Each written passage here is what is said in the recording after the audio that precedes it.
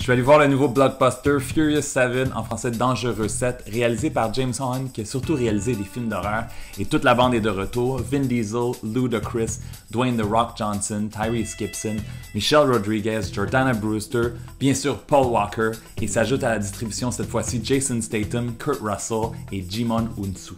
Dans ce dernier chapitre de la série Rapide et Dangereux, Jason Statham joue le rôle de Deckard Shaw qui veut venger son frère qui s'en prend à l'agent Hobbs et à Han à Tokyo, et Dominic et Brian réunissent leur équipe de feu pour retrouver leur ennemi et mettre fin à cette guerre. Nope, I'm not looking.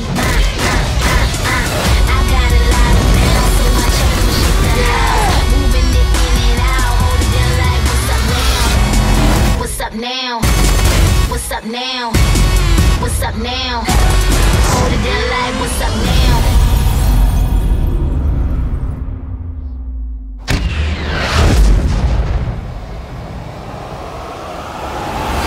Avec chaque film de la série Fast and Furious, ça devient plus gros, plus exagéré. Celui-ci ne fait pas exception. On a le droit à des voitures qui font du parachute, qui traversent des gratte-ciels, qui descendent des montagnes et j'en passe.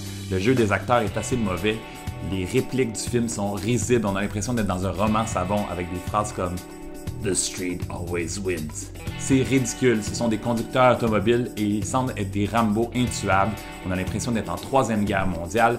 Mais ce n'est pas vraiment pour ça qu'on va voir un film de la série Rapide et Dangereux. Ce qu'on veut voir, c'est de l'action et les scènes d'action sont longues et spectaculaires, très bien réalisées, d'excellents effets spéciaux, même si rien n'est vraiment possible. Par moments, on se sent dans un film de Mission Impossible où avec Kurt Russell, Dwayne Johnson et Jason Statham, on a l'impression d'être dans le 4e The Expendables. Vous allez avoir droit aussi à un placement de produit vraiment pas subtil de la part de Corona. Une bonne Corona! Et à un caméo de la rappeuse Iggy Azalea. Le film dure 2h15, qui est un peu long pour moi. Je pense que 2 heures aurait été bien assez pour un genre de film comme celui-ci. Et le film sert d'hommage à Paul Walker qui est décédé tragiquement en 2013. On a utilisé ses deux frères et des effets spéciaux pour terminer le tournage. Le film est présenté sur écran IMAX également, ce qui peut être vraiment intéressant pour un film d'action comme celui-ci. Je lui donne quand même 3 étoiles et demie sur 5 et je vous souhaite bon cinéma plein d'explosions!